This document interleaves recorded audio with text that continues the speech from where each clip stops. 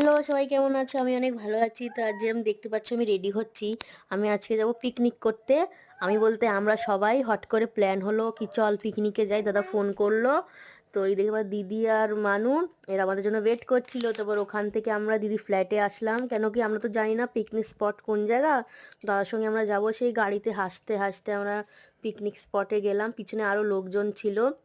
তো এই দেখতে পাচ্ছি এই মাঠটা, এই জায়গায় আমরা পিকনিক করব। আমরা ভেবেছিলাম এর পাশে পার্ক আছে, তো আমরা ভেবেছিলাম এখানে রান্না করে ওই জায়গায় খাওয়া দাওয়া করব, কিন্তু এখানেই আনন্দ করতে করতে টাইম চলে গেল, নাচ গান করতে করতে টাইম চলে গেল, আর ওই জায়গায় যাওয়া হলো না। তারপরে এই দিদি স্পিকার এনেছিল, গান বাজনা হলো।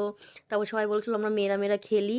তো আমি খেলতে এরকম জোরে পড়েছি, সেই হাত পা সব ঝুলে গেছে আমার। আমি তো জানি না কিভাবে খেলে এই গেম, তাই জন্য আমার এরকম হয়েছে, সেই জোরে পড়েছিলাম। তারপর দাদা নামলো কি আমিও খেলবো।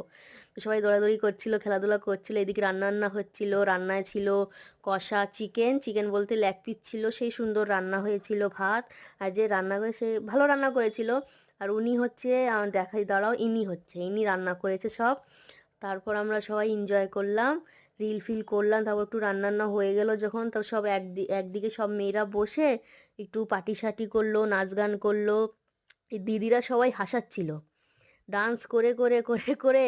এই দেখতে পাচ্ছ সেই হাসাচ্ছিল। এই গানটা আমি দিতে পারছি না, কেন কি এই গান দিলে আমার ভয়েসটা আসবে না, ভয়েস বন্ধ হয়ে যাবে, নাহলে আমি গানটা দিতাম।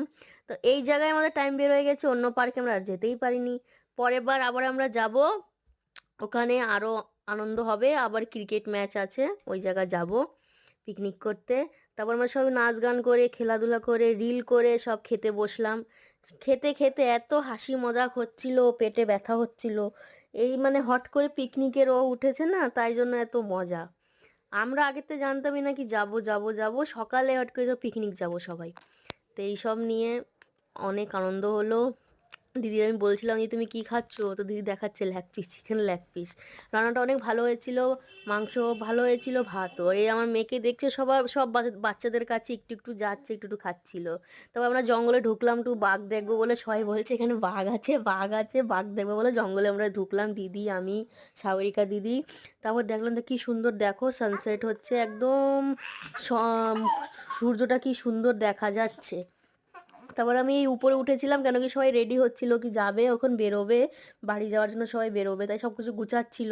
আর আমি আগে আগে উপরে উঠে এসেছিলাম। এই দেখো দেখো আমরা সবাই গাড়িতে বসে গেছি, আমরা বাড়ি যাচ্ছি।